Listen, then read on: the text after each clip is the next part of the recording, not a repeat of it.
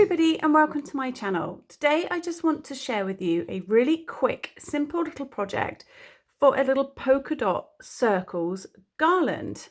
Now this couldn't be easier. It's really fast. It's a great little stash buster. You can use it in your house, in your garden, for a party, for Christmas, any occasion where you want one of these little funky little polka dot garlands. You can do it. You can mix up your colors, whatever you want. You can use any yarn, any hook size. If it's going outside like this one will be, I recommend using 100% acrylic yarn, because if it gets wet in the rain, it dries out really quickly, whereas cotton would get a bit heavier and would be more likely to sag and would retain that water and probably go a bit manky a bit faster. So if you're doing a garland like I am to go outside, I'd advise 100% acrylic yarn for that. All right, let's leap straight into how you do quite possibly the world's easiest polka dot crochet garland.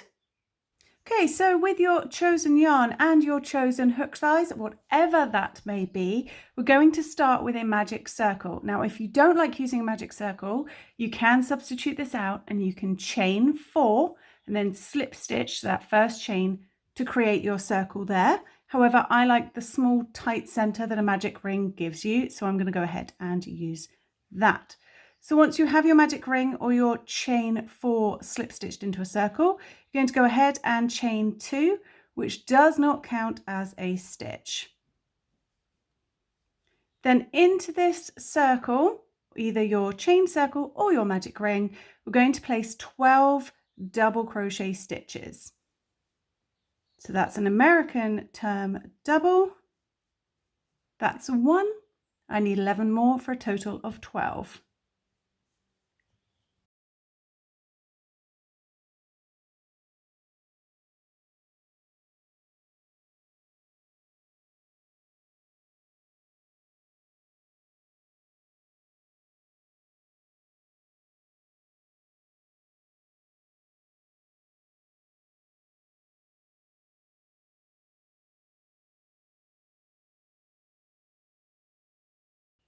So that's my 12th double crochet.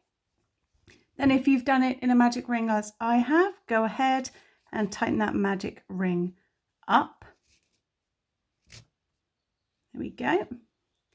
Then we're going to slip stitch to the very first double crochet of the row. So ignore your chain 2 and slip stitch to the top of that very first double crochet stitch.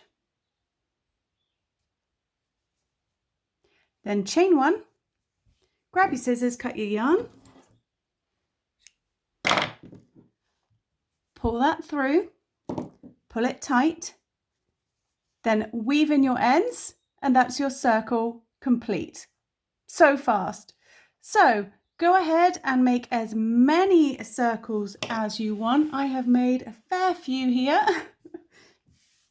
So you want your ends to be woven in.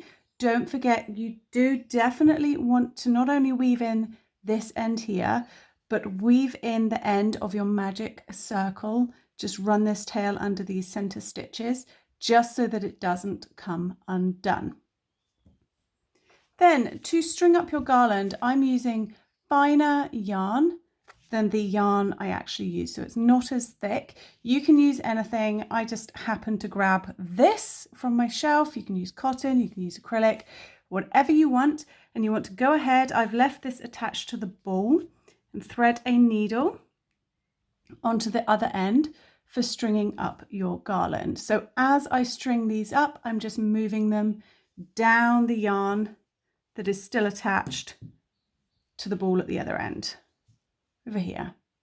So when you have your completed length, make sure you want to leave enough yarn at the other end to form a hanging loop, which is why I've left mine still attached to the ball.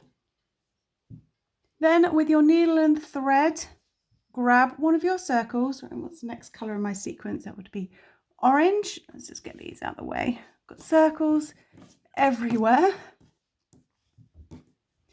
So you've got the front of your circle, flip it over to the back, and I'm going to go through the back loop of one of these stitches here. So that's the front, picking up that back loop. Then I'm going to run my needle under this center section. You don't need to be too neat, don't worry. Don't really see the back. Just being quite violent and shoving it under there. Pull it through. Then I'm going to come out the other side via a back loop again. So just the back loop of my stitches here. Now these circles were used with 2 strands of yarn held at once, which is why it might look slightly different to my pink one.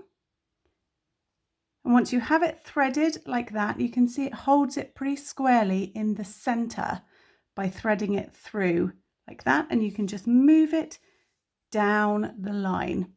Now what I found is having them apart like this, they tend to spin around a bit. Whereas if you crush them up slightly together, I'm just moving them down the line, holding them together a bit more firmly, they tend not to spin so much. And all the back is on the back and the front is on the front. Now, if you were hanging this flush against a wall, obviously you wouldn't even notice that. And once you have these on, they don't tend to move around. You can see it's not really pulling around. So once you have strung all your circles onto your garland, you would take an excess of yarn at both ends. Just going to take this off here and just tie a little knot here at the very last one. Doesn't have to be anything fancy.